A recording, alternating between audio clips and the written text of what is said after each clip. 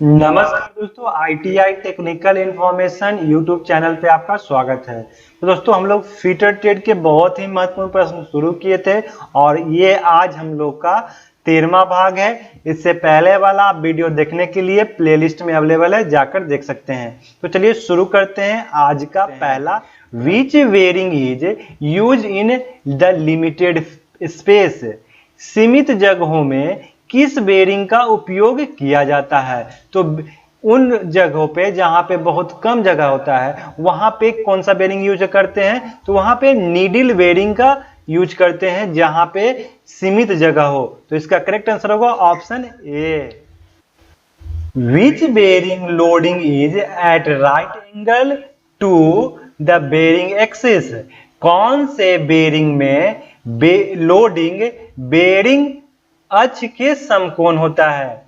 तो कौन सा बेरिंग में लोड जो होता है वो बेरिंग अक्ष के समकोण होता है? तो वो जनरल और रेडियल बेरिंग जो है, जनरल और रेडियल बेरिंग जहां पे लोड जो होता है वो बेरिंग एक्सिस के समकोण होता है। तो इसका करेक्ट आंसर है ऑप्शन बी। आइए देखते हैं, ये है त्रिज्यीय यानी कि रेडियल या जनरल बेरिंग, रेडियल और जनरल बेरिंग।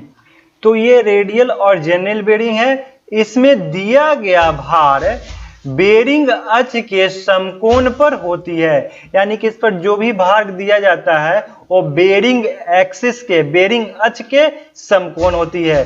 तो वहां पे इस बेरिंग का प्रयोग किया जाता है जहां पे लोड जो हो वो एक्सेल के समकोण में प्राप्त करना हो बेरिंग एक्सिस के। तो इसका करेक्ट आंसर होगा option B, journal bearing. Which type of bearing has provision for wear adjustment?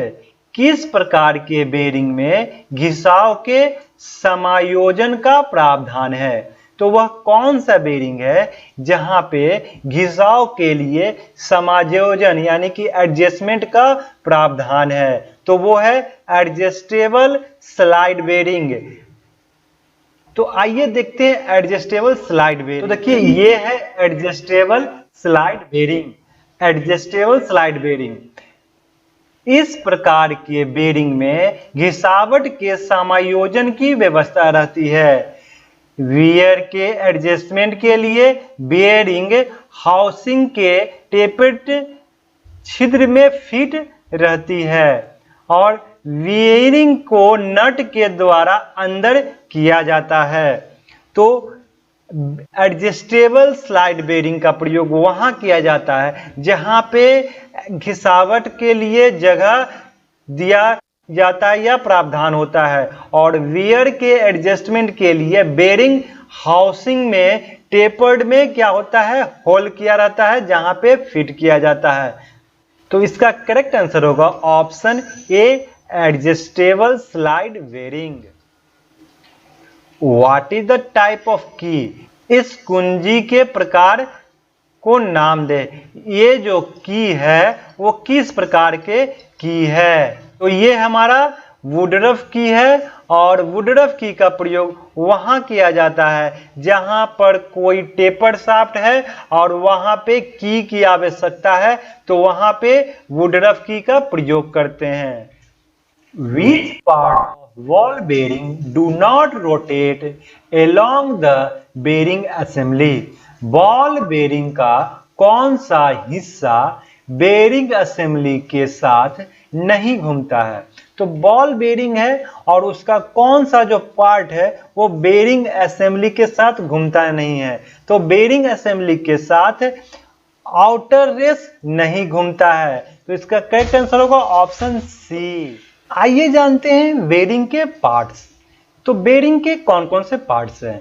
तो ये बेरिंग के इनर रेस हैं। ये जो है भाग है वो बेरिंग का इनर रेस कहलाता है, और ये ऊपर वाला भाग जो है वो बेरिंग का आउटर रेस कहलाता है, और ये जो गोल वाला भाग है वो बेरिंग का बॉल है, और ये जो है जो बेरिंग को संभाले हुए है एक बेरिंग से दूसरे बेरिंग के बीच जो एक डिस्टेंस मेंटेन किए हुए है वो है केज। केज के माध्यम से जो है वो बेरिंग, एक बेरिंग से दूसरे बेरिंग को स्थान प्रदान मिलता है, एक डिस्टेंस मिलता है। और ये बेरिंग को, बेरिंग बॉल्व को ऊपर एक ऊपर वाला यानी कि आउटर रेस और इनर रेस होल्ड यानी कि थामे हुए रहता है। तो इस प्रकार से बेरिंग का फंक्शन है। इसका करेक्ट आंसर होगा आउटर रेस, जो बेरिंग के साथ नहीं घूमता है। Why extra clearance is provided between bearing and journal in the aluminium alloy bearing. Aluminium alloy bearing में बेरिंग और जनरल के बीच अतिरिक्त क्लियरेंस क्यों दी जाती है?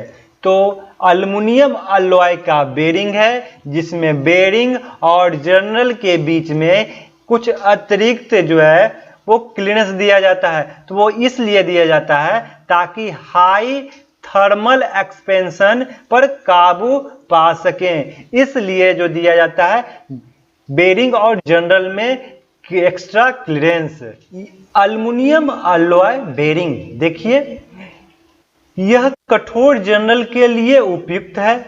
उच्च तापीय प्रसार के प्रभाव को निष्प्रभावी करने के लिए बेरिंग और जनरल के बीच अतिरिक्त क्लियरेंस देना आवश्यक है। तो एल्युमिनियम अलॉय के अगर बेरिंग होता है तो उसमें जनरल और बेरिंग के बीच में अतिरिक्त क्लियरेंस दिया जाता है ताकि उसके थर्मल एक्सपेंशन जो है उस पर काबू पा सके। तो इसका करेक्ट आंसर होगा option D. How bunching up of rolling element avoid in the bearing assembly. Bearing assembly में रोलिंग तत्वों को एक साथ गुच्छन होना कैसे रोका जा सकता है? तो दोस्तों बेरिंग में बेरिंग के जो बॉल्स होते हैं उसको गुच्छा में यानी कि एकदम गुच्छा में होने से कैसे रोका जा सकता है? तो उसको बाई केज के द्वारा रोका जा सकता है। देखिए यहां पे देख सकते हैं कि एक बॉल से दूसरे बॉल को डिस्टेंस कवर करने के लिए केज का इस्तेमाल किया जाता है, जिससे बॉल जो है एक गुच्छा में ना बने। यानी कि इस प्रकार से ये जो बॉल है इसके बाद बीच में एक डिस्टेंस मेंटेन रहे। यदि ये केज नहीं लगा होता तो ये बॉल जो है हो सकता है यहां भी आ जाए, और ये जो है इस तरह से एक गुच्छा यहां भी एक तरह से सब बॉल इकट्ठा हो जाता और एक गुच्छा बन जाता।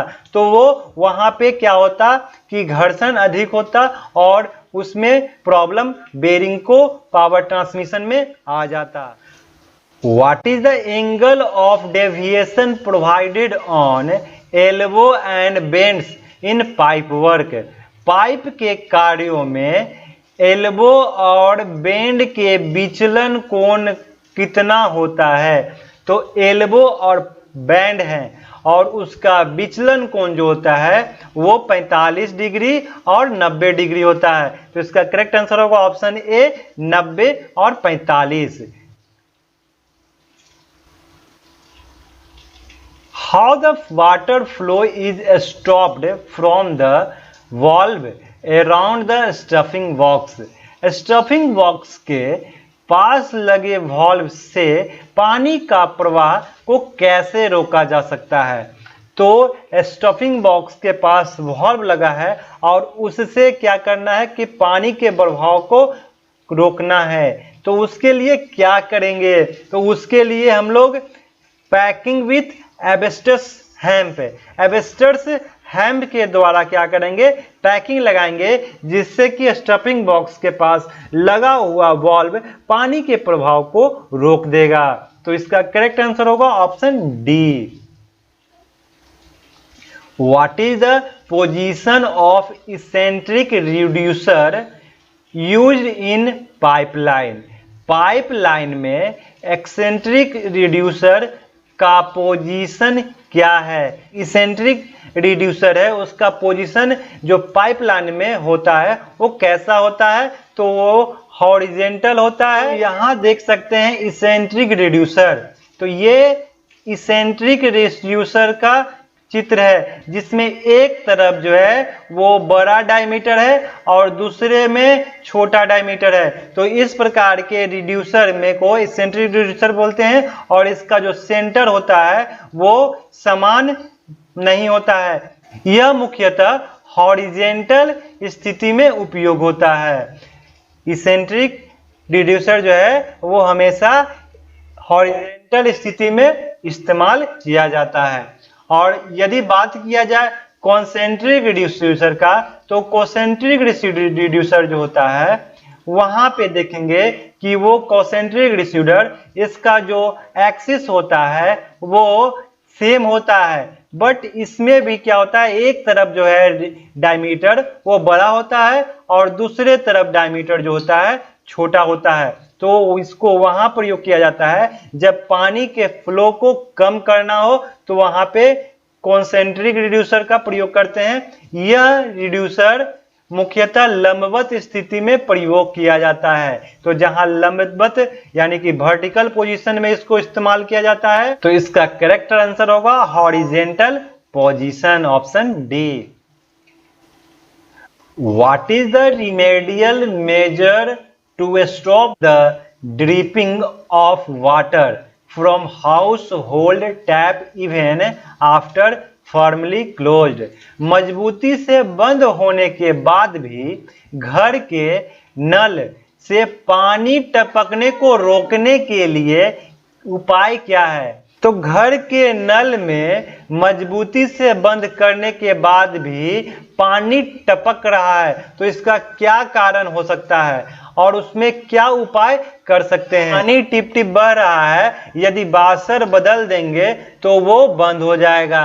तो इसका करेक्ट आंसर होगा ऑप्शन बी। तो दोस्तों ये काफी महत्वपूर्ण प्रश्न है आपके आने वाले एग्जाम के लिए। यदि आप इसका अभ्यास प्रैक्टिस कर लेते हैं तो आप अच्छे स्कोर पाएंगे। कैसा लगा वीडियो कमेंट करके बताएं। यदि आप इस चैनल पे नए हैं तो चैनल को सब्सक्राइब कर दीजिए, वीडियो को लाइक और शेयर कर दीजिए। यदि आपने अब तक बेल आइकन नहीं प्रेस किया है तो प्रेस कर दीजिए ताकि आपको इस तरह के क्वेश्चन सबसे पहले मिले। तो फिर मिलते हैं एक नए वीडियो में, तब तक के लिए जय हिंद।